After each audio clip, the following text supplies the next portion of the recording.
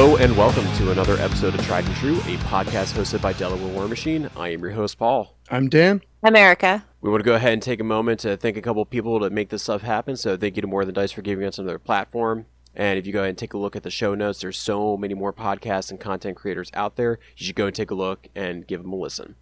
If you didn't know, you can find us up on YouTube, and if you aren't subscribed, consider subscribing. The more subs that we have helps us out with getting more people our content, being able to see those awesome battle reports, podcasts, and we actually just had our first hobby video up on there on how to make terrain. So if you want to go and check that out, you can see that in the show notes. And also, finally, thank you for all the folks on Patreon. With your support, you have been able to help us to be able to push out a lot of great content. Recently, they just did a vote on the most recent battle report, which is going to be Scorn versus Crix. So we have that. That's probably dropping, I believe, next week by the time of this recording. And, go ahead and join on up. Get to be part of those different votes and, have yourself a good time. We also wanted to go ahead and use this time to go ahead and share our sponsorship by Tabletop Armory. Use the code TRIEDTRUE10 to save 10% on your order.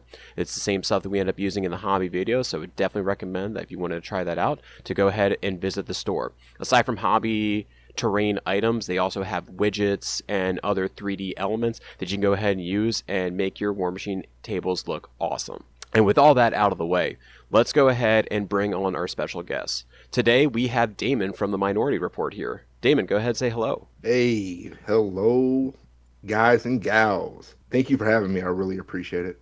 Yeah, super excited you're here. Woo!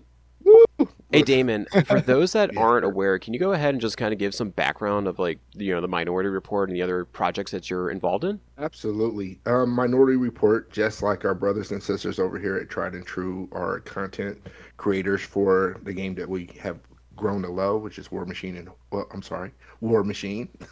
Subtract the hordes. So we've been probably casting for now, I think we said 4 years, which is amazing. We are known for one of our events that we put on yearly called the Siege Invitational that takes place in July this year, July the 22nd, that weekend. It's an event in Memphis. And we're looking forward to seeing who's coming out this year. Oh, and that's an IG qualifier, right, Damon? It is an Iron Gauntlet qualifier for Warfare Weekend. Yeah, so Delaware Warmachine, we're going to send 2 players out to that. So Andy and shout out to Rick. They will be hanging out at the Siege Invitational this year, Andy really wants his name on your ginormous hammer. Not only your name on it, Andy, if you win it, your name goes in a drawing. And after 5 years, the name's in the hat. If your name is pulled, you get the hammer. Like, that hammer goes home with you. God, I would know where they would go in the house. You get it back home to Delaware. But good job. Erica, no, you know where you put it? You put it in the basement hanging up where all the other Warmachine stuff is. Yeah. The Warmachine shrine. Yeah, this will totally fit in the overhead luggage compartment, right? Definitely not. I mean, wait, isn't the hammer really, really heavy? Yeah. Oh yeah, it's crazy. You'd have to go and check that on its own because it's probably over the 40 pounds or whatever that is. Without a doubt. Heavy I think metal. we have a picture with Andy holding it, don't we, Eric? Yeah, we do, because we bumped into you guys breakfast at Warfare Weekend last year. Yeah, we're like, what is that?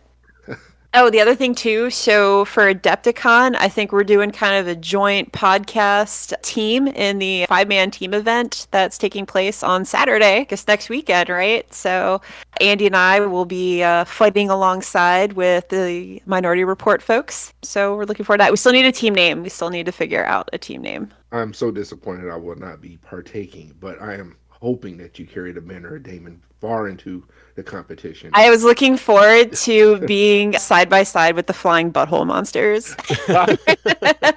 So in current news or recent news, the Primecast 13 just came out, and I didn't realize that it was their year anniversary from the first Primecast. What did you think about the different things that they announced, like the new troll models? They talked a lot about those models, and what about Chimera? I am all the way bought into the new troll pirates. Those things look awesome, incredible, fluffy, effectiveness. I just can't wait to see. And Chimera blew my mind. It's so refreshing to see an army created off of the fluff that they have created as far as with the henchhold scrolls and things like that.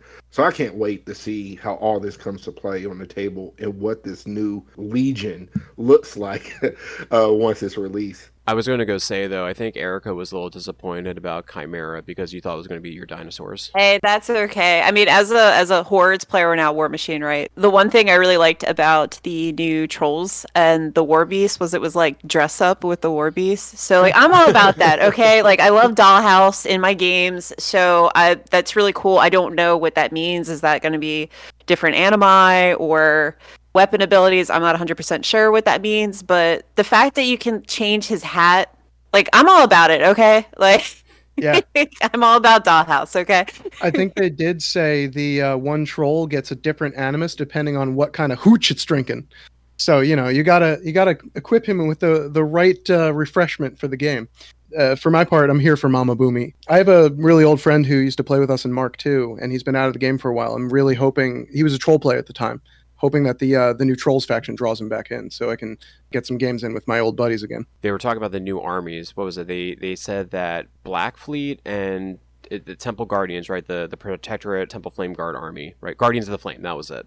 So they have those guys that are going to be coming out. And then I was really surprised. They talked a little bit about the Mage Hunters. So, I mean, I am so excited with the news that Eloir models are going to go be in there. I'm placing bets, whether it's going to be Falseer or Thyron. I like Falseer, but I really, really, really like Thyron, so I hope that's going to be him. I love my man. He's just straight man mode on people. It's great. I think maybe it'll be Falseer. When I first saw Falseer's stat card back in Mark III, I just thought to it was like I'd taken about 6 months off of the game during the pandemic, and I came back and I was like, who is this Retribution caster?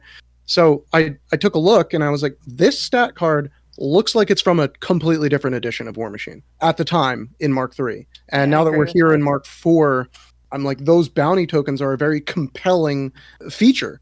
And that's a very engaging way to play the game. And it just stinks of like new design. And I'd love to see more of that stuff. I want to play the minigame caster in my faction. It's fine. No, but the other thing though is like because it's the Eloir models, I'm happy that probably means that the Wardens are going to be in there, the Eloir Swordsmen will be in there, hopefully the Warden Executioners will also be in there. So I am really excited about it. And I mean, this is my personal speculation, but because that the Legions of Dawn was all the Shail models, I'm hoping that Mage Hunters is all the Vire models, and those are the ones that I personally like a lot more, like, you know, the Banshee's knockdown gun and the Demon. Like, there's just some weird stuff with the Vire models. I have speculations on what it's going to end up looking like, and I mean, the fact that Eloir's in there, I don't know, I think I'll probably be jumping ship to playing Mage Hunters, like, all the time now at this point. How about the Warmachine app? Because, big news, all the battle engines were released, right? Like, I think all the battle engine rules were, or at least most of them were. So what were your thoughts on some of the battle engines? Dan, I know that I think both chariots are now available, am I right? Are they going to be seeing much play for you? Yes, both chariots for the Man of War option are available. We're talking traditional Khador here, or Legacy Khador. Because the Man of War army is the one that we have available to us right now, those two models got slotted into Prime. The other one that was released for traditional Khador, that is just a battle engine, is the Winter Guard gun carriage, which we expect will be available when they drop the Winter Guard army for Legacy Khador. And we also have Old Witch 2 available, who is technically a battle engine, but also a Warcaster. So to talk about the Khador ones in general, I have to say that I am not happy with the state that they are in on release, particularly the Winter Guard gun carriage. That model had some really fun special rules in previous editions, and they have been wholly removed from the stat card. There's no more trampling hooves. There is no more crater on the gunshots. So a lot of the efficacy of this model, I feel like, and a lot of the compelling reason to play it and put it on the table has been removed. So I personally won't be using it until I see a reason to have it back on the table with some special rules. Other things that I noticed were that the Assault Chariot lost point of rate of fire. It used to be D3 plus 1, and it's now just D3.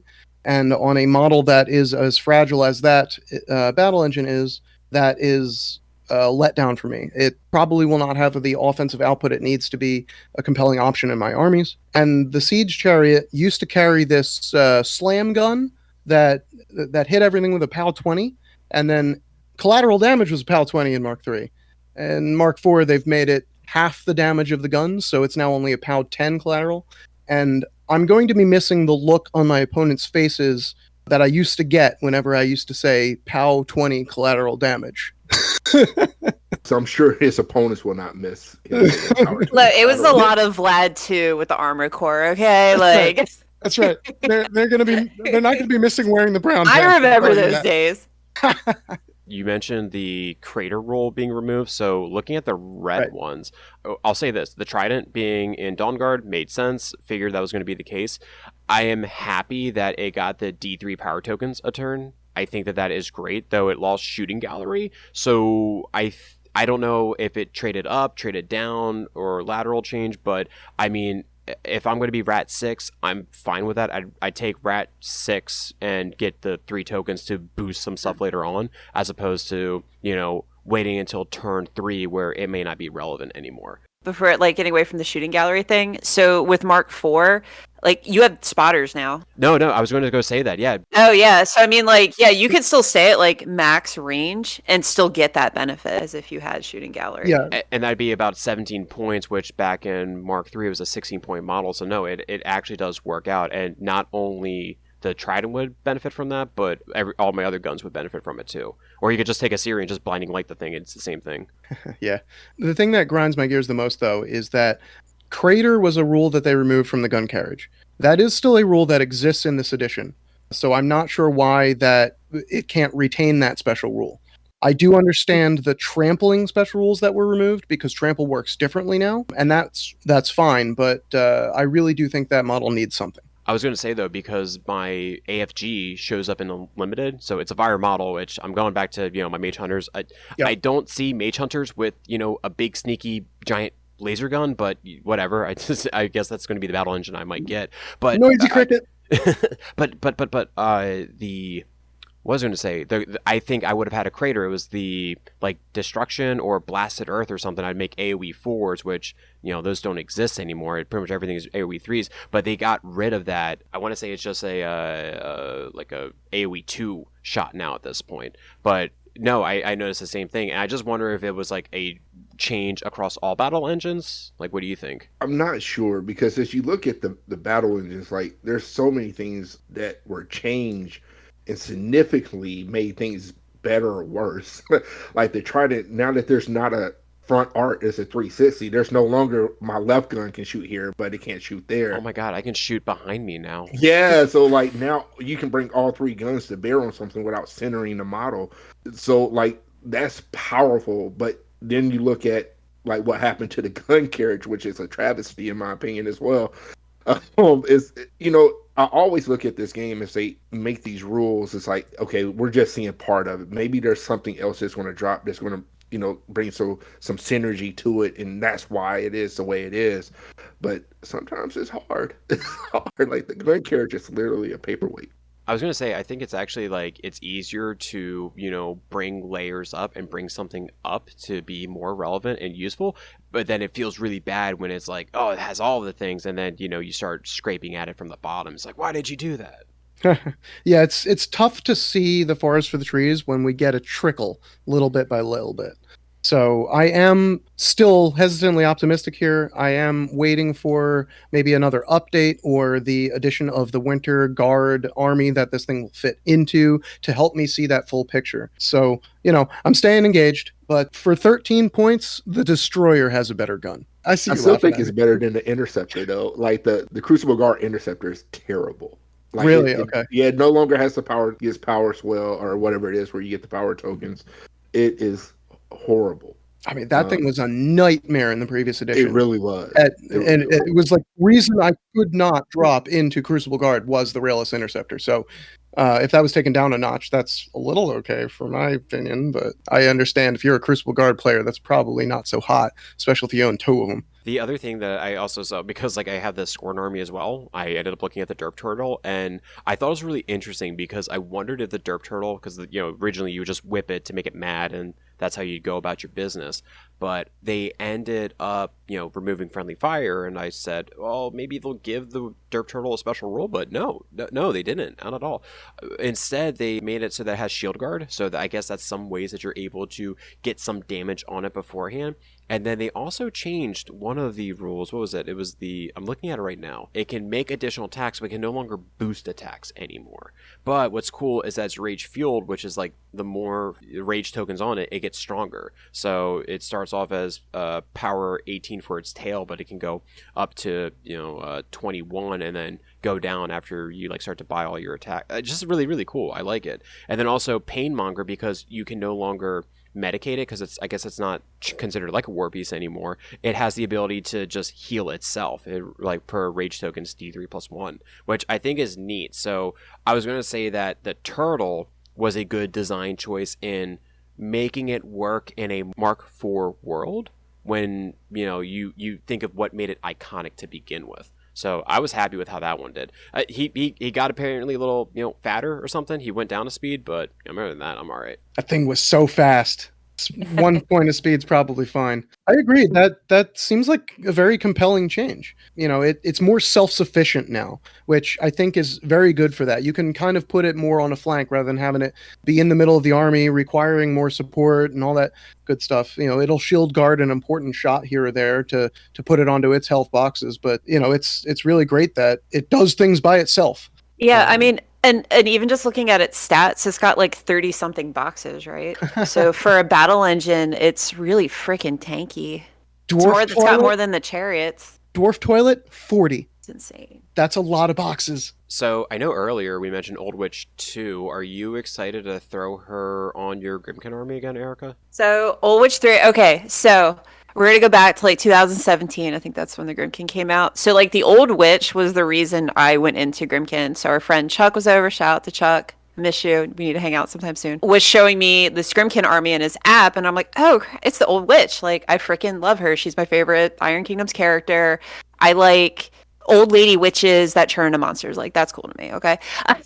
So my biggest complaint with her in Mark III was, one, maneuvering a battle engine caster is always like you have to do some 4D chess, right, to try and figure out how to maneuver this huge base with terrain and your war beast, your jacks or whatnot. But she never had access to Arcana. So I remember having the conversation with Andy quite frequently playing her where I'm like, I wish she didn't have a feat and I could just take 3 Arcana, because that's the strength of Grimkin, right? Is to lure my opponent in, have them slip up and mess up. And that's a huge tool that was missing from a Warlock in this faction that's how they play. So the fact that she doesn't have a feat and I could take 7 command cards, including the Grimkin Arcana, is like completely mind-blowing for me. And as a Grimkin player, it's the only thing I could have asked for on her. So thank you, Lauren, and everybody at PP that made that decision on behalf of the Grimkin community. Thank you so much. I'm super excited to play her and put her on the table. So she lost an initial attack, right? So she doesn't have 2 stompies. She only has 1. But you have Power Swell now, right? So you can kind of offset that. I think she's better in Mark IV, just based off of the change that she doesn't have a feat and can use Arcana now. So I can't wait to play her. I actually forgot we had this interview tonight. So I was asking on Discord, I'm like, hey, who wants to come over to the house and play some Warmachine tonight? Because I really want to put her on the board. So that's where I'm at with it. So I'm excited to play her. I can't wait. For the Khador side, she does still have the feat. The feat is still that she does all of the things on her machinery, but the way that Mark IV interacts with those machinery has changed, and I think is a downgrade for her. Particularly, one of her best ones was the ability to extend her control range, leverage a very powerful Windstorm spell. Now that Windstorm has changed to only affect friendly models rather than enemy models, I can't see myself ever needing or using that arcane machinery. Nope. Rare is the case a jack ends up outside your control range. So on the flip side of that, so on the Grimkin side of the house, that's huge for us because now my Arcana on my command cards have just extended an additional 4 inches, which is like right. The way that this model interacts with both of our factions is drastically different, and I feel that difference, or I feel the wrong end of the stick. Yeah, and it was opposite in Mark III. Like I always felt she played better in Khador than she did in Grimkin. So now it's the shoes. She wasn't my personal cup of tea in Mark III, but I do agree with that determination. Yes. On the subject of Grimkin and Battle Engine, so let's talk about the elephant in the room. So the death knell. All right, we gotta talk about this cart. So again, it's a solo. All right, this comes from a place of love. All right, no hate. It can score flags, that's cool, I guess. But it so at what point am I gonna want this huge base model up on a flag with the way that the scenarios are right now, right? Because where do I have a flag that's kind of central in the zone? It's a backline, it's a support piece. At no other than at the end of the game am I gonna play that piece up realistically, right? It not being a battle engine means it can't score zones. So scenarios like bunkers or what's scenario 2 with the Those bunkers. Oh yeah, okay. So bunkers or any of the ones that have that rectangle zone that's on your side, I can't score that anymore. So Like a spread the net. with it not being a battle engine, it's not protected. I think Damon and I talked about this in our battle report, is with it not having that battle engine tag, it's not protected by some of the rules that battle engines can. At the Maplewood Steamroller we went to a couple months ago, that's where, Seth, we were looking at the rules, we're like, oh, okay, this model can indeed get slammed. It's just half the distance, right? Because it's bigger. It lost repo, which I don't know if that's intended or not, because it makes it very hard to drop off corpses and then move that huge base model, right? Because huge bases are kind of hard to negotiate with, back. So when I drop off corpses, I really have to be careful where I place my army because it's very rough. So I kind of, as a group kid player, I missed it being a battle engine because of those reasons, and I missed having repo a whole lot. I want to circle back to what you're saying when we move on to the main segment. I'm going to touch back on that, but for now, Damon, tell us about the Infernals version. We have no battle engines. There's something else missing too, though, right? Oh yeah, our structure, the gate. I don't know where it is, but you need to bring it to me. Wait, I thought they knocked that thing down. I was about to say, it's a structure. They just left it where it was. To be rebuildable, right?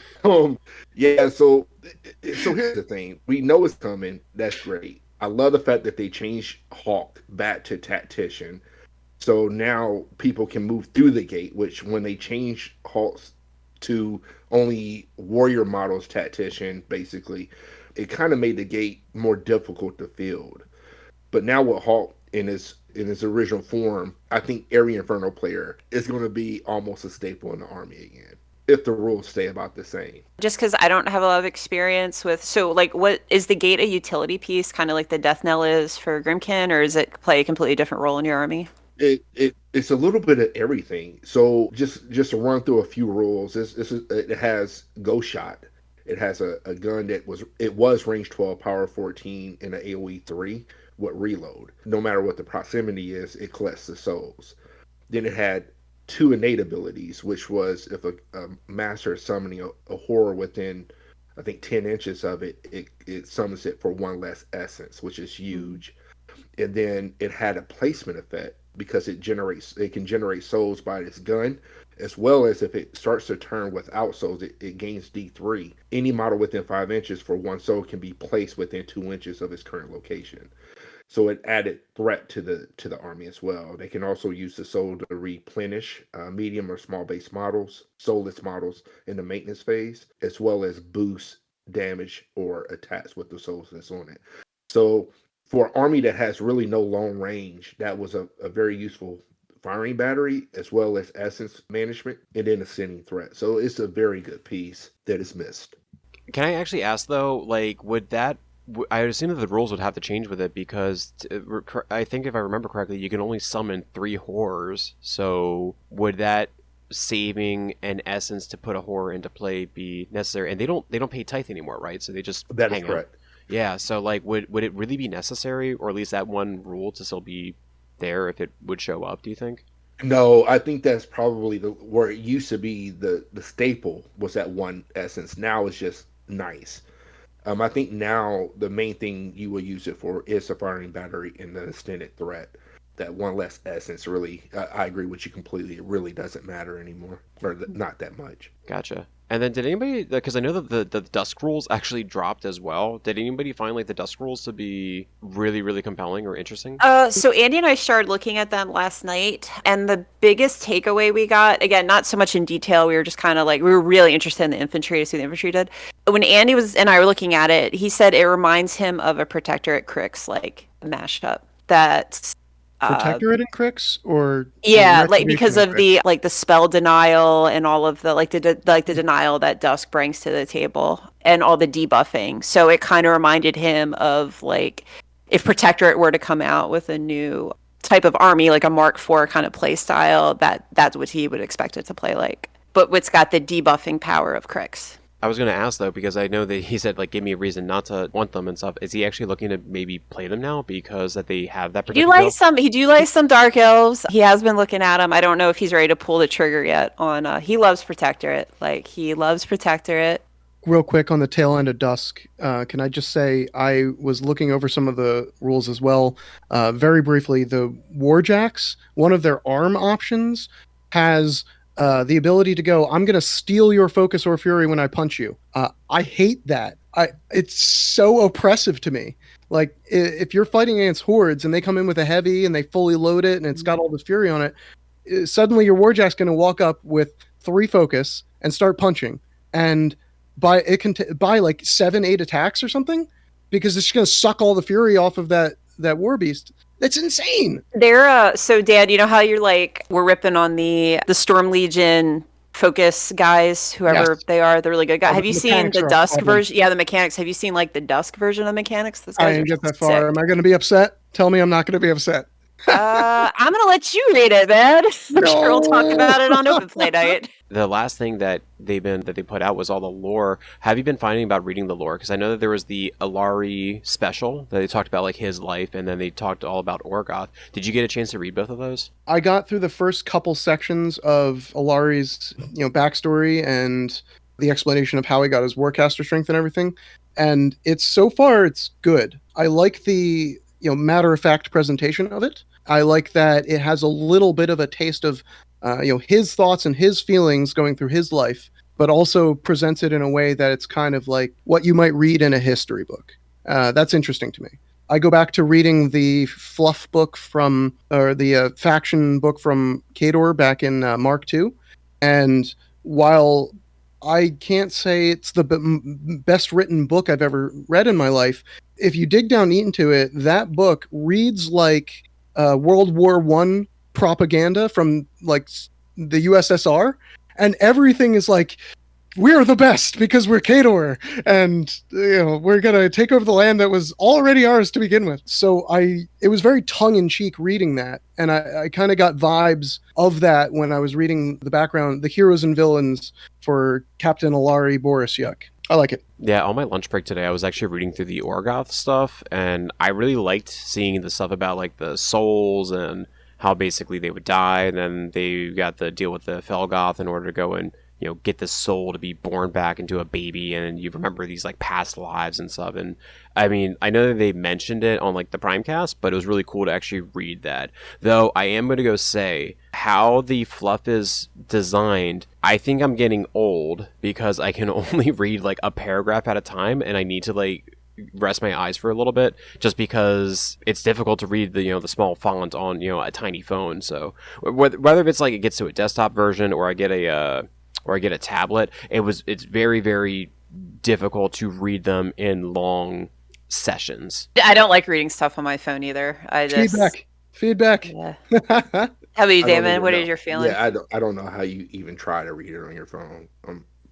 I read it on a tablet. It's a lot better. You know what? I thought like, maybe if I go sideways, like it makes the screen wider, so I'd actually be able to see it better. But no, it shows here's like the library, and then and like, oh no, it made it even worse. So Yeah, that's one of the things I'm looking forward to with the PC release is being able to read this stuff not on my phone. yeah, I agree. Oh, we need to go over our events, right? Oh yeah, so all the different events that are going. I'll quickly read them off. So some of our group's going to be at Adepticon, so please stop by and hang out with us there. We have a very close regional event. The Boker Brawl is a standout in New Jersey, put on by Seth, and you might have heard him on his podcast about it. But Boker Brawl is an excellent event. We'd encourage you to go. It's a great time. Damon, here, you've got an event coming up, right? What's that one? That is the Siege Invitational, the weekend of July the 22nd. Yep, great, Yep. great event there. And we'd encourage you guys to go out and see Damon and his crew and try to win yourself a hammer. They'll put your name on a hammer, and then you have to find some way to ship it back home with you. Don't worry, it only weighs like 150 pounds. It's fine. Slight exaggeration, 120. What? Oh, only 120. Okay. And then we got the big one right at the end. We got Nova. Nova, that's right. So, quick spot on Nova. If you are thinking of attending Nova, please log in and purchase tickets for the events for Warmachine that we're putting on at Nova. If the tickets do not sell for the particular events, they will reduce the tables available to play Warmachine at, which means that even if you're not signing up for an event, your ability to come in and play an open play or pickup game against anyone else at the con will be impacted by them removing tables that are allocated to us currently. So if you're thinking about buying a ticket or playing in one of our events, please try to err on the side of purchasing your tickets early rather than later, because we need that support to make sure that all of the events that we want to put on can go off without a hitch and can be well supported and well attended. So please buy your tickets early if you can. Thank you very much. And that's not even just like Nova. That's like any, because Damon was telling us is like it's like any of the cons that if you're waiting till last minute, right, to determine if you're going to be going or not, well, they're allocating and changing that table space. So yeah, if you're thinking about it, like go sign up. So that way we can go over. Damon, do you want to talk about the Rocky Mount? Or there was one qualifier, right? That Yeah, there's a rock. It's not a Minority Report thing, but Damon personally is EOing event in Knoxville, Tennessee, May the 27th. I believe that's Memorial Day weekend. It is an IG qualifier, Iron Gauntlet. And honestly, we ran into the same problem where, we weren't registering, which we are known for that in our community. We wait till last minute. Terrible practice. I do it myself. But yeah, that's coming up here at the end of May. And just, across the board with an edition change, right? So I know there's a lot of players that are kind of taking the year off and waiting for the Mark IV rollout. But just as a community, we're not quite as big as the GW guys and some of these other games. But if you're in the area and you can just come out, like it would mean so much, especially for this first year. Like it's rough out here, you guys. Like it's super rough. Solidarity. Yeah, solidarity. I mean, the community. We need you guys. So, and we want to play games, right? That's right. And we want to come back next year. So yeah, if you're in the area, please. All right, so I think that's going to bring us on to our main topic for the podcast. I know it's taken us a while to get here, so thanks for sticking with us. But tonight we wanted to talk about terrain and wargaming. So we're gonna do our Warmachine bit last. Actually, we want to go and hit very quickly what terrain has looked like in other games that we've all played over the years and how it impacts them very quickly, and then we'll get to the main event on Warmachine. So I think our biggest players for Warhammer are probably Erica, and I don't know if Damon has much experience with it either. But Erica, what's the role of terrain in a Warhammer game? So typically, I play AOS, right? I played 40K like 15 years ago. I know they definitely need the terrain because they'll just delete each other from, across the ways. So typically terrain in AOS, it's a lot of ruins. Okay, it's a lot of ruins and skulls. So the cool thing about terrain in AOS that I like, so I play Skaven. So I got my own little terrain piece. That's kind of cool. I like the thematic faction terrain. I think it gives a little extra, fluff and flavor. So that's really cool. And that's kind of neat to see that idea starting to come over to Warmachine. I'm all about it. But the way that terrain works, it's very interactable when it comes to elevation and stuff like that. So it's kind of cool to have a sniper hero shooting enemies out of a window or something like that. Same thing with Mordheim. Shout out. Terrain's really important in that game. But it's more... it feels like more thematic, I guess, but with the way that the rules work and the attacks, you need terrain or your army will just get deleted before you get to play. Most of the times you just see those giant walls or what it is, and yeah, the line of sight is very, very, very important in those games. I guess the next group that we can talk about is their skirmish level games. So Privateer Press has Warcaster, there's things like Infinity and Malifaux. So those games are much more different because of there's smaller units, or there's less models on the board, which means that there's less models on the board, that's more space, so you fill that space with terrain. So there's lots of stuff for you to go and climb up and hide behind, and there's scatter pieces all over the place, which I'll say makes for really cool looking games. I know that we had a local player bring his Warcaster stuff. It was my first time playing it, and we made this little city outpost thing, I don't know, but it felt like a really fun little skirmish game to go and play, throwing some guys up on a roof and having them go and shoot down at his stuff. I had my warjack charge at his warjack and knocking stuff out of the way. It was really, really cool. But then, I guess, even more of a skirmish game, Dan, I'm pretty sure you can talk a lot about Marvel Crisis Protocol. That's right. Marvel Crisis Protocol is like my side hustle. I do adore that game. I do not get to play it as often as I would like to because I focus on Warmachine a lot. But Terrain plays a big proponent, or a big part of Marvel Crisis Protocol. It does all the normal things you'd expect in a war game. It provides some defenses, some cover, some elevation. It blocks line of sight and all that good stuff. But the best part about Terrain in Marvel Crisis Protocol, if you want to talk about terrain interactions, Erica, you can throw it at people. Is that throw it at people, yeah. The Hulk can beat you over the head with it. So oftentimes you'll find a game of Marvel Crisis Protocol ends up with an empty board by the end of it, especially if somebody's playing Magneto, because that guy will just chuck things like baseballs all game long. And it just explodes. And you have this dynamic board that evolves as the game goes on. And that area of the board was really difficult to get to before, unless I had a character that flies, or maybe Spider-Man swinging on his webs. But now that someone exploded the Daily Bugle stand, I can get over there and I can get to this objective suddenly. Mm-hmm. So it's dynamic and it changes a lot. It's really impactful and very compelling to play with lots of cool terrain pieces. How about Damon, do you have any other war games that you play that use terrain? Well, yes, I used to play. It's the correct term for me. But Infinity is another terrain-rich game, and I mean, when you talk about beautiful tables and very interactive tables, Infinity is the first one that comes to mind. Playing in these desolated war zones with ships where you can go through the ships and battle in buildings and elevation, and there's so much gameplay and rules where you can sneak around and go prone and crawl, and because Infinity is one of the very few games where your opponent can actually have a turn during your active turn. They can react to your turn. So terrain is very imperative in that game. So there's a lot of it. So then we're talking about the terrain being impactful, and just recently in Mark IV we got the guard tower rules, which, by the way, if you did not know, they are officially out. Very interesting interactions that we've been learning about them while playing with them.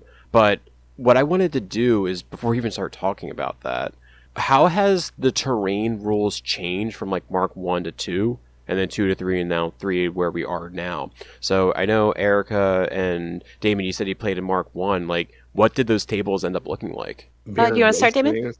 Yeah, they're wasteland. We put nothing on the table, y'all. Like, maybe we had a house in the middle, but it was like every battle was in this desolate meadow. And terrible. Mark 1 was like, it was a crazy time. Your terrain was the plywood floor that you were playing on. Yeah, I don't really remember playing with maybe like 2 pieces of terrain, if that. It was literally like try to kill the other guy's caster. Like, that was pretty much the game. Yeah, Mark 1 games went really quick. It kind of goes back to like when we were talking about like Warhammer, where there's nothing in the middle, then you're just going to go shoot at each other. So, right. Then how about Mark II? Is that when they started to introduce more forests and rubble and stuff like that? Rubble was not a thing until much later, but yes. So forests and hills and houses, for me, were the standout features of Mark II terrain. Those were the 3 most common things I would see on a table, and occasionally you would get some water features, but the edition was effectively defined by they introduced the linear obstacle, the small walls. That was the other big thing. So you would have those 4 types of major terrain features, and outside of that you wouldn't see much else. Mark II was also, for me, dominated by terrain features that were a bit awkward to play with, and they were not really any kind of standardized section. So if you would go to a different game store, one of the stores near me was notorious for having these hedges that were just impossible to move around or move over, because some, like my Khador Warjacks, would struggle to move past them with a regular advance unless I would go directly across. Then I could fit my base on the other side. If I chose to move diagonally, forget it. So that was a bit difficult. And Erica, I know that you skipped that edition for the most part. But Damon, did you play much in Mark II? That's really where I cut my teeth, and that's why you saw me nodding and laughing, because the tables were very basic, and I think it was one of the things that really made Warmachine and Hordes at the time struggle at growth, is because everything was so cookie cutter. It was not a lot of variety in a table that you could do. So yeah, it was water. You saw that like once every 5, 6, 8 tables. I remember, like, if you had a warjack or Mark One, if you got knocked down in the water, your boiler would go out, so your jack would just die. So people would throw your jack or knock it down in water, and that was it. Yeah, forget it. You had to go get a crane to haul the damn thing out. Yeah, right, and then light it back. Oh, and they had deep water, like if there was deep and shallow water, or a river, you could actually just lose miniatures in it. They would just disappear. They sunk. That's not cool. That's why you got to go around it. Don't throw my jack in the pond. Come on. So then, at least for Mark III, because that's when I started to play, and I'm going to be honest, when we started playing Mark III, it was all the neoprene 2D stuff. Like, I never saw 3D tables, like, anywhere. Or even when there'd be a suggestion for 3D, it always was the 2D stuff. So was that just your experience, like, overall, like, playing? Maybe, like, 3D, like, sprinkled in every now and then, or what? It would depend. For me, it would depend on the game store that you played at and how long that game store had been in existence, and was there an existing Warmachine community there. I think that the 2D terrain came out of two things. One was the necessity for new player groups. We need terrain for this game. It's a very important part of the game, and the competitive rules specify what terrain should be used, how much should be used, where it should be placed. It's a vital part of the competition of the game. Not to mention it adds to the narrative. But if your group didn't have any terrain, they didn't want to spend time on terrain, they just bought some neoprene stuff. There's a retailer online. I can get it. I can set up a tournament's worth of tables with this flat terrain very easily, very quickly. Storage is very much easier. You don't have to have bookshelves and bookshelves at your local game store of houses and railings and hills and whatever's. So I think that part of it was generated by necessity and convenience, and the other part of it was created because of the emerging technology of measurement devices that we now had. What are you talking about? As a part of an edition shift from 2 to 3, Warmachine allowed pre-measuring. So you could finally just go, I can know the distance between my guy and your guy anywhere on the table. I can measure this at any time. Used to be that you could only measure distances as a radius from your Warcaster as long as it was within your control range. We're back to the Dark Ages now in the before times, right? But now that you can always say, like, I need to know the distance between my Warjack off to the side and your Warjack so I can tell whether or not I can charge them. Oftentimes you'd have to be measuring, over hills or walls, or God forbid you had a flying warbeast or something and it had to go on the other side of a house. Now, how are you going to put your tape measure through that house to get an accurate measurement? And we started getting these acrylic measuring templates that were not flexible, but they were very precise. So some of that necessitated the shift towards a 2D environment for the precision and the level of measurement that the game moved toward. It almost required at a certain point. Yeah, I think because with the rule set, when you compare Warmachine to other wargames, like, the rules are very tight. Yes, airtight. And I think that's one of the competitive appeals for the game and why it attracts those type of war gamers to it. So it's like, to Dan's point, when you're talking about the 2D stuff, you can get that more exact measurement, which in the previous edition of this game was, very important, especially when you're moving individual troopers in a unit. So I think that was the other big reason for it. Now, I will say, as a person that loves the two-dimensional terrain and loves the precision that we get with that, I dearly miss having lots of really cool 3D terrain elements on the table. They look so cool when you're playing with all your miniatures that you spend a lot of time painting. I have to give a big shout out to Seth at the Boker Brawl here. He was the first person that showed me the brilliance of 2.5 dimension terrain. And that, if you've never been exposed to it, is you'll put a neoprene terrain feature down that is the shape of a house or a wall or something. And then you'll put your 3D terrain feature on top of that to depict the cinematic elements of the game. But you don't lose any of that precision because you can just say, if I need to make a measurement that's very important to my game, I can move the 3D terrain feature away temporarily, make my measurement, and then replace it once I'm done getting that accurate information. And functionally speaking, to me, that is the best way to play in Warmachine that I love the most. Damon, what do you think? We haven't heard from you in a while. I mean, I won't say that I was one of the first, but I will say that I was one of the first to ever do 2.5D terrain. I had a local competitive player who insisted that we move to 2D terrain here in the greater Nashville area, and I fought him tooth and nail. I'm like, dude, no, and no. And finally, the happy medium came up with him was that. I'm like, okay, this is what we can do. And it works so well.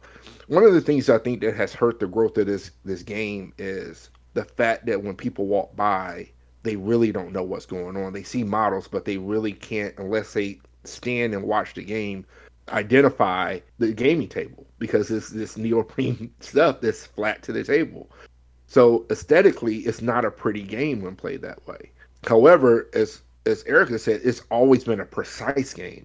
So I think 2.5 is the way to go. And if you're not doing that, I would challenge you to start doing that because it makes the game so much more vibrant, especially with fully painted armies. It catches people's eye. And when you catch people's eye, you can catch their attention and their interest, and they're playing in a couple of weeks. So that's all our hopes, right? We've noticed just in our gaming store, so we share on our open play night, we share with the 40K crowd, and people that come in before, like, they would look at their tables because they have the 3D stuff and all the work that, especially to Paul, kudos to him for all the painting and terrain work. Like, he's done an incredible job. If you look at our battle reports, you can see some of this amazing stuff he's created for our community. But now people come in and they stop and look at art, like the Warmachine tables. That's never happened before. It's a welcome change. It is. And it starts a dialogue. It looks exciting. Like, if you're trying to grow this game, sure, you can have like your 2D stuff, but like, I'm telling you, man, like 3D is like the money. That the 2.5 terrain just, it really makes your tables pop. And like Damon was saying, the armies look so much better on 3D terrain, you guys. They look beautiful. I did want to make a comment, and Eric, I appreciate the kudos for the terrain. I love making it. It's great. But we were talking about the 2.5D terrain. I have a love-hate relationship with it, and here's the reason why. The neoprene stuff is on the table. It's there, and we put the stuff on top of it. Our trees are rubble. But 90% of the time that I play the game, as soon as the game starts, what do you do? Take it off. Take it off. You just take it off, right? Exactly. It drives me crazy. The deforestation of the Iron Kingdoms continues. So that's at least what my personal gripe with 2.5. He's right. He right though. It's just like, so that's why I like more the 3D stuff, or at least trying to put the 3D. So if I have a house, like, guess what? There's not a template that goes underneath of it. Like, it has to stay there. And I know that is a different game. So maybe when we're doing a steamroller, we do more of that 2.5 that would play to that crowd. But I'm telling you, the games that I play, like, I do straight 3D at this point because I'm not looking, like, I am looking for a clean game, but I really want to be immersed in the game the whole entire time and enjoy every second of it, as opposed to, as I mentioned earlier, like fighting in Flatland. I'm like, okay, now we're just like a board game at that point. Yeah. So kind of just to touch on that, like, I find when I play on a more cinematic or thematic table, I don't get so emotionally invested like in my army, especially when I'm like rolling bad dice, or it's just, I don't know, it kind of takes me out of that, and it's more of playing a game, like a board game almost. It just kind of takes that hardcore competitive edge off. What was that? It's an experience now. Yeah, and it's feel it more. Yeah, like I'm more into it on a story narrative level versus completely on a competitive. Right. It's almost like when you have nothing else to look at, you're gonna be more invested in the individual model interactions because there's nothing else visually going on for you to stare at. I'm like a centrist. I really love the thematic experience that it comes with all of the awesome terrain features that Paul's putting down on the table. But I really need that convenience of being able to play the game accurately. And for me, that's where the 2.5D comes in. Paul, I will tell you, I hate it when people just rip terrain off the table and don't put it back. Especially for the next person, if you're at a tournament, replace your terrain features, guys. Replace your divots. Is this tall grass or is this a forest right here? Yeah, right. So I don't know, what was this terrain feature supposed to be? There's nothing on top of it. I think that will change depending on your player group. I've noticed that the very top level competitive players will gravitate more towards the two-dimensional stuff because of that accuracy, and then you'll have your preferred narrative players will kind of prefer the just 3D terrain elements because they can slap a house down and go around it and whatever. I'm going to say this is where I'm going to go to my plug for Nova, is that's actually the table designs and all the work that I've been working on. Those tables are more so for the casual and the narrative events because I know that those players are going to enjoy that experience, and we can still have the flat neoprene stuff and the other things for the what is it, the King of Coin event and all that other stuff. And not to say they won't get it eventually, but I understand what people are coming for this game for, and I think it's important. But again, if we can turn heads and have people be interested and grow a community or grow a convention, like whatever it ends up being, I think it's important to, put those best feet forward. Right. I am going to go say, though, with all the 3D stuff, holy moly, is it a nightmare to store all this stuff. I was going to say, before we talk about storage, I want to actually ask Damon a question. So out of the four of us, I think Damon's probably traveled to more wargaming conventions than the most throughout the country. So what's your observations from the different conventions? Do you find that a lot of the tournament organizers are kind of keeping in touch with strictly the 2D stuff? What are you seeing from the community? So I was just at a tournament in Atlanta and it was all 2D completely. There was not a 3D piece on a table. That was very disappointing. The last of it before that, I believe, was actually Warfare Weekend. So I haven't done a whole lot so far this year. But in my experience, so if you go to a major con like LVO, is like a 2.5. That's what you're going to see there. They put on a great show. They have some incredible tables, and if you didn't know, they create a lot of stuff that the Squall and stuff like that was first created at LVO. Privateer Press adopted. So I've never been to Gen Con. Adepticon is all 3D. There's no 2D at all. No footprints. It's all 3D terrain. So you'll love that, Paul, if you're going to make it. So, and that's the funny thing about our game. It all depends on where you're going, because if you go to St. Louis, it all depends on where at in St. Louis you're going, if you're going to get 2D, 2.5, or 3. But as you said, Paul, when I travel to do a event, literally no one's riding with me because I have carts and boxes and cases in the back of 3D terrain. Dude, no, I'm going to say 1 second. Dan, you remember the truck or the car that we took to PAX? Do you remember, we almost gave the security guards at Penny Arcade Expo Unplugged Cadiption. We had to make 3 trips through security with just drawers and drawers, and they were like, how do I check this stuff? We guarantee it's all safe. Please just let us through. Yeah, it's styrofoam, bruh. You don't need to check my luggage here. But you were saying about traveling with the stuff. You travel alone and you have all the stuff in your car? Yeah, because like I said, it's big old Rubbermaid, 5 by 3 tubs of 3D terrain. And then the nightmare of when the event is over is coming home and repairing it from the traveling because it doesn't hold up well. But it's still worth it because, again, if you're in a position to promote a game and make the tables look good, I'm going to choose that every time. I would agree.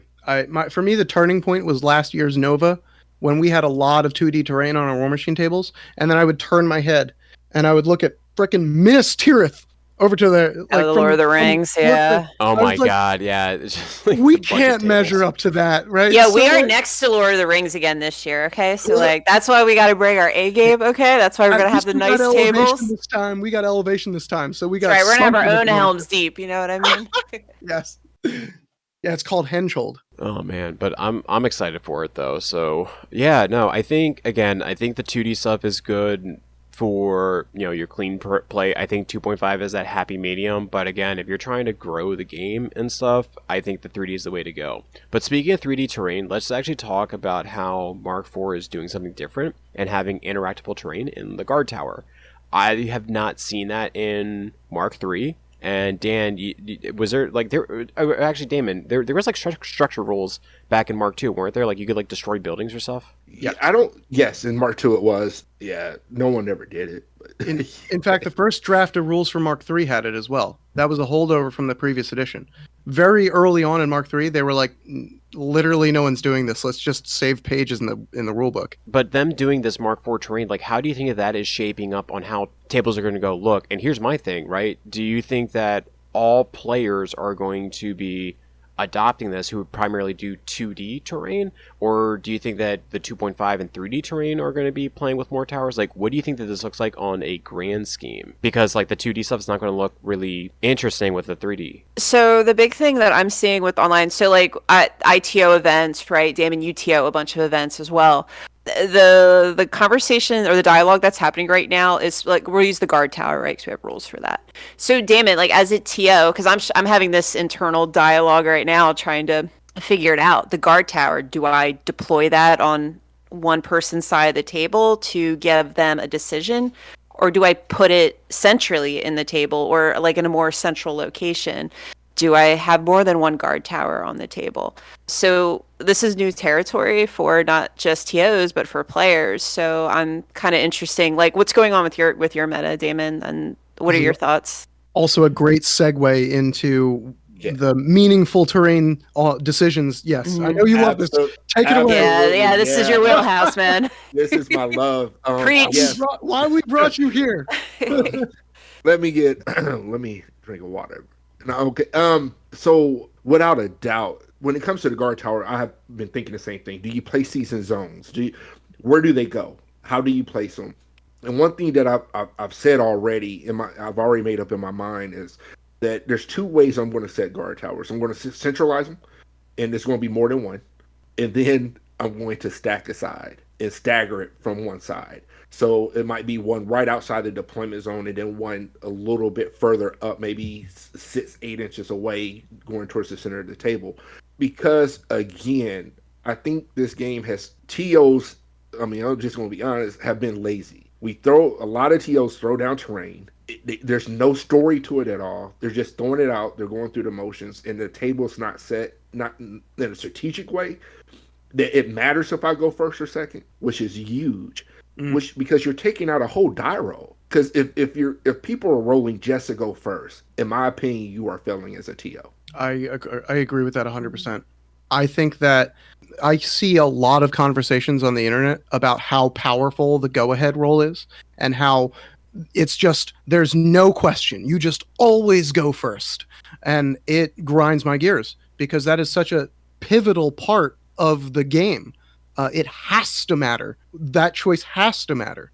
It's not just about getting an extra 3 inches on your deployment zone if you're the second player. Choosing the side of the table that you want to be on is vitally important. You get defensive terrain features. You get to say, oh, you brought a colossal model? Well, I'm going to stick you on the side that has a giant house in your deployment zone, so that thing ain't going nowhere. That needs to be a consideration for the health of the game and the balance of the game and the competition between two players. Without that, you are missing a lot of Warmachine. So if you don't do it, start trying. If you're a tournament organizer, have a conscious decision. What does it look like if I have a flag here and then a house in front of it to defend that flag? Your games, you will see a difference in your games and how your players play them and respond to them.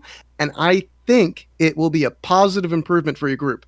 So another challenge goes out to all of our listeners. Try and stack the side. Without a doubt, one of the biggest compliments I've had is actually at Warfare Weekend this past year, Minority Report did a team tournament. And Eric Cohn out of Louisville comes up to me. He's like, dude, that table was a nightmare, and I loved every minute of it. And he's like, we won the roll-off. I chose to go second, so I was not on this. I was on this side because the obstruction was right there where he was hitting on the flag the whole game. He's like, there's no way they could get to me, and I just pressed them away from the flag. He's like, dude, that table was awesome. And I think when TOs start taking pride in thinking these things out, such as like this building is going to go here because that will slow down the advancement of a huge base model. I want to put this here because I learned this. I'm going to just go back to Mark II. I started doing this when Legion was a nightmare with eyeless sight because forest did not matter to Legion. But every TO will put up a bit forest in the middle of the table and say the table's fine because it blocks line of sight. Yeah. So for one full faction who had incredible range attacks. And I remember seeing a guy in our meta shoot everyone off the table on this. It was a humongous piece of forest. It was probably almost 12 by 12. It was huge. And I was like, never again. If I ever TO this game, this will never happen to a player. And I take pride in that. Hey, Damon, I actually wanted to ask you something about when a TO creates a theme table, because I've been playing around with this, and I'm going to go use our Cador lumber mill. What is your thoughts on being inventive on, we have a rubble pile, but what is that rubble pile? So like in our Cador lumber mill, like we have like, it's like a lumber pile and like a place where they saw the logs and stuff. And that's actually the rubble pile. And like another area is like another like workplace in that. It like, how do you find that you take the terrain rules in Warmachine and slightly change them so that it looks more like it's still the same rules, but it looks right? It's like a new skin. Exactly. Yeah, it's buying a skin for your terrain. Guys, I'm sorry. I'm watching Erica's cat in the background just pet the closet door repeatedly. Oh, that's Lancelot. He's bad. He's on notice right now. Good door. Good door. That's a great question. So Erica asked a question before I think we even started, which was about my lava table. I did a theme table at Siege Invitational last year, and it was a lava table. And I'll have to shoot you guys some pictures of it. So what I did is I took quicksand, and it's easy enough. In Mark II, in Mark III, you lost Pathfinder. It was difficult terrain, and if you were knocked down, you take a point of damage. So I took that and put the burning earth effect on top of it. Oh, it did have smoke, so now it's a line of sight blocking. It's difficult terrain. I took those, made it lava. So I created a whole piece of terrain that's not in the game. But when I tell you that the players were so beautifully angry with me because they were like, oh my, I did not understand how terrible this table was, but how magnificent it was at the same time. Because you lose it, like huge base models couldn't get over it because they lose Pathfinder. So there was nothing that could get over these things so for flying and then corporal, of course. But so I do think we need to think outside the box and put different skin on it, as Erica said, because no one wants to see the same thing. Well, I'm not going to say no one does. I know I don't want to see the same thing. And surprise me, wow me. I was going to say, I remember a comment, somebody on Facebook, where they said like the Warmachine, specifically like the steamrollers, it's just weird. It's like, why is there a random wall in like the middle of nowhere? And like, you're laughing, but I mean, like, it's true. It's like, why is there this wall in this forest? Like, who lives out here? Why is there a house here? Like, what is this place? It's just, it's so true. It's so true. It's like, dude, like, is this the old witch cottage? Like, where is it? Yeah, I think that brings me to one point I wanted to say. Cohesion is also a very important thing, right? Whenever I put down like a house kind of somewhat in the center of the table, I'm like, okay, this is the defining feature, right? So if I look at a house, where's the mailbox? Where's the driveway? Where's the fence? So I'm kind of going to line up a linear obstacle maybe a little distance away, but it's going to be lined up with one of the edges of the house to look like part of the property, or a border on that property. And if I'm going to put down, a crater or something, maybe it's going to be approaching the house because someone was defending that house and an artillery shell landed here. Like, I'm going to try and do something with the position of these terrain features that brings it together and tells a story. At the end of the day, I don't remember a lot of the steamrollers that I played in Mark III, and there were a lot of them. I do not remember them when they didn't have cohesive storytelling terrain to them. I still remember games from Mark II and that goddamn hedge I couldn't walk past. It was a pain in the ass at the time, and to Damon's credit, if your players are coming up to you and bitching about the terrain that you put on the table, you've done your job correctly. Because they will remember that game. It will be compelling to them. It will create a memory, and it will bring them back to the table next time. It will bring them back to your event next time because they know they're going to get a story out of this. And that's awesome. Yeah, Amen, brother. Amen. yeah, I think we started, so like with our battle reports when we started going into the Mark IV, so I think it was Pete and Rick when we did the battle for the swampland. So we designed that map to have like a little Gatorman village in one part that had structures and walls and like crates he could hide behind. And then we had Signar approaching like from the jungle and the swamp. So it really, like the table was interesting like to watch. Like, it's like watching the battle report and filming it was a lot more fun, but it really like and then their rematch, right, where we had the Gatorman village, but this time it was like on fire and there was craters and it was shelled. Like that's cool because it's like a narrative and you remember that. You remember that kind of stuff. And if you watch those battle reports back to back, go ahead and watch our channel. Shameless plug. It tells the story, right? We saw Signar came in, they're invading. Now the city's under siege and everything's on fire, all lined up. That's an experience that you can't have in other types of games. This is part of the reason that people are drawn to war games. Let them have that experience.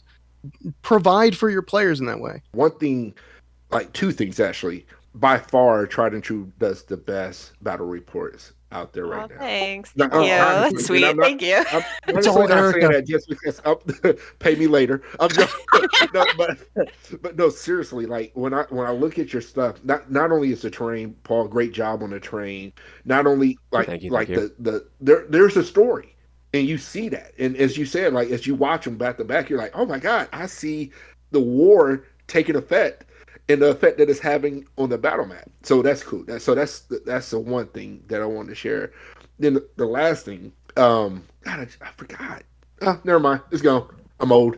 Hey, well, I'll just say rather really quick battle report plug. So our Scorn Cricks, that's coming out on Patreon this weekend, all right? So patrons, you have that to look forward to. Next week on YouTube, we introduce another narrative element that's brand new to this battle report. So I'm actually really excited to get feedback and see if that's something people will like. Well, I wanted to do one thing because we're talking about these terrains and making a cohesive story. Let's actually end it with designing your own stuff and where to go in order to make it happen. So again, I did just put in a basic video, like how to. The reception machine's really good. Like a lot of people looked like they appreciated it. So maybe it's something we can do further down the line. But there's so much YouTube content that's out there. I am going to go tell you, I did not make up any of this stuff. I researched myself. There's lots of good stuff out there. There's a guy named Mel who's the terrain tutor, and this guy like had a book. I bought the book, read it, and everything that was in there is what I do in my stuff. And it's super easy. You could look up his videos and he'll teach you how to make hills and bases and all this other stuff.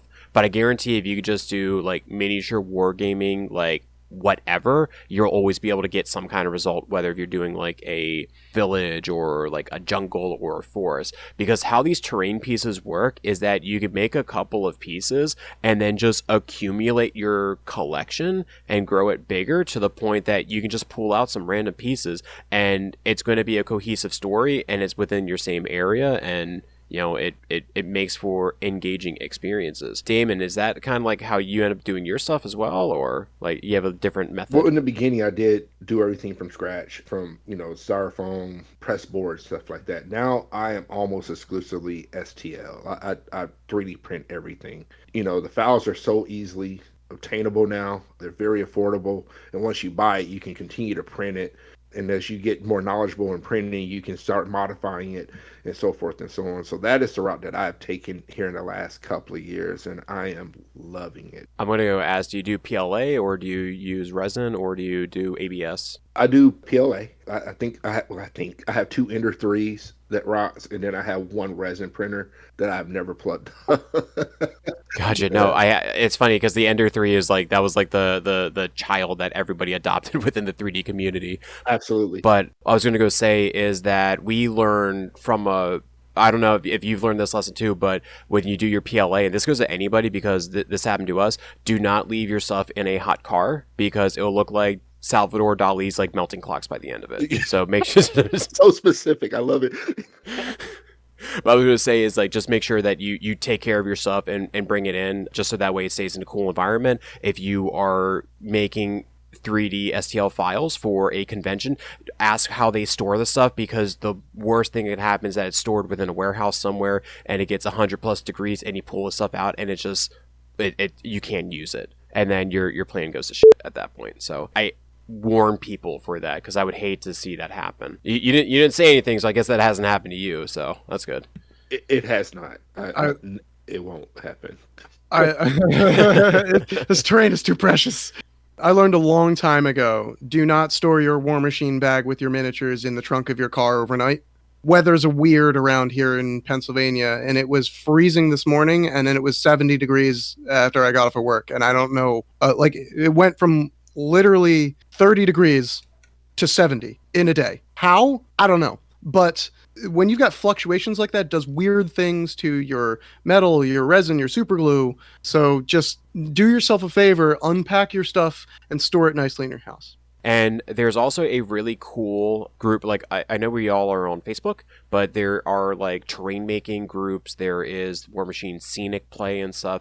Like go and talk to those folks out there, maybe even Warmachine General, and just see like, hey, I'm interested in doing this. What are some suggestions for it? Because again, the community is what allows our tables to go look as good as they are. So, don't be afraid of asking those questions, because someone will definitely want to go and on the subject too of community, so doing like terrain hobby nights, I know that's something that we've talked about in the past. That's a great way to get your players involved and to help, and then extend that out to the greater tabletop community. That's actually how we linked up with the 40K folks. And make sure you put a tarp down. Oh, yeah. And don't use spray paint on the inside, 40K people, okay? But there's a reason why that's said. But it's a good way to get the community involved and together, and to kind of expand it. So not just with wargaming, but like your D&D crowd. And it's just a way to help, spread the love of Warmachine. And speaking of the Dungeons and Dragons angle, a shout out to one of my favorite YouTube channels for hobby resources. One of the creators that I follow is, I think it's Black Magic Craft. Black Magic Craft. Yeah. That's that guy. He does, he does mostly Dungeons and Dragons related terrain and that scale, but all of the lessons that he teaches are translatable to making terrain for a war game. So that's a great one to hit if you want another recommendation. A lot of these guys will go use specific tools, like a hot wire tool. Like they have this table. It's like $150. I have not bought one yet. Thinking about it though, maybe birthday present, who knows? But but what I was going to go say is that don't feel like you need to buy everything to begin with. Just get a couple of things to get started. Like go grab some insulation foam. Go grab some foam board. I was going to go say that, because you talked about the terrain party, No Quarter magazine, I think it's like No Quarter 16. I can't remember which one it was, but one of them actually talks about hosting a terrain party night, and it goes through how to make a bunch of different terrains, like walls and forests and stuff, and the stuff is like super, super easy to go do. So I would definitely recommend that maybe you go and research that, or if you have an old No Quarter, or you know somebody who has them, like go see if you can find that one. And to your point, you don't need to buy everything at once. The Black Magic Craft guy, I think he's like, as the name of his channel suggests, a wizard with Mod Podge. Like just the very basic like $2 glue that you can buy, the amount of things that he does with that product on his channel is insane, and it's cheap.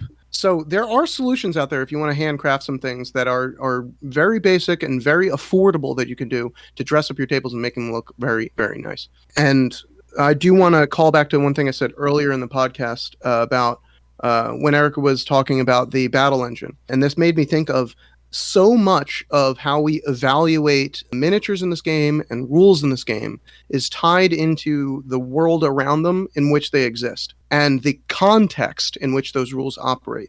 So you look at a unit on paper and maybe it doesn't seem so good, or the rules are not so powerful when you just look at the stat card. But then you put that unit, say like Winter Corps Infantry, are being a bit maligned right now, but you put them in a guard tower and I think that unit's going to sing. Likewise, if you have tables designed to be competitively supportive of a steamroller scenario, you stack aside, it will drastically change how you interact with your miniatures and how they play the game together. And that may give you a new outlook on Warmachine.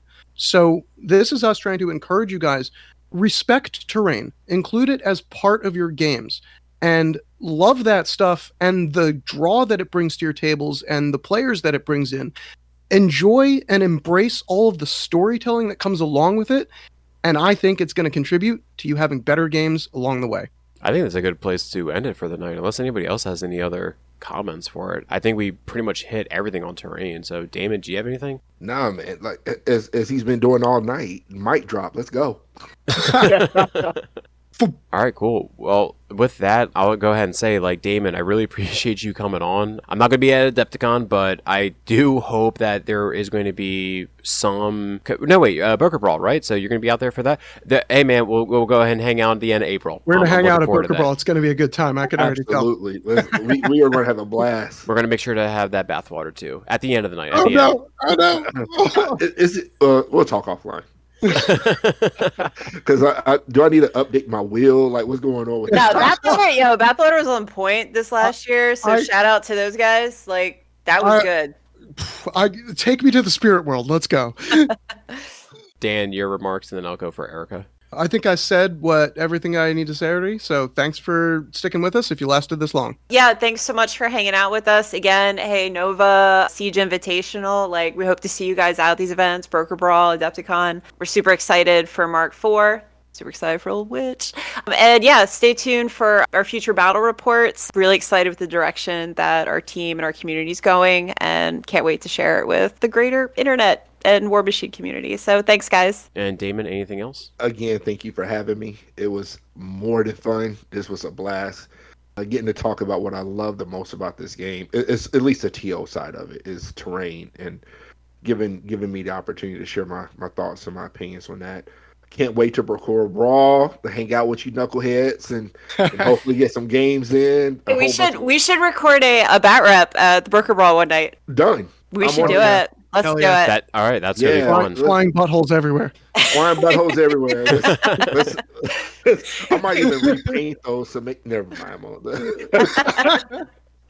But no, listen. Please continue to support our brother and sisters over at Tried and True, as well as us at Minority Report.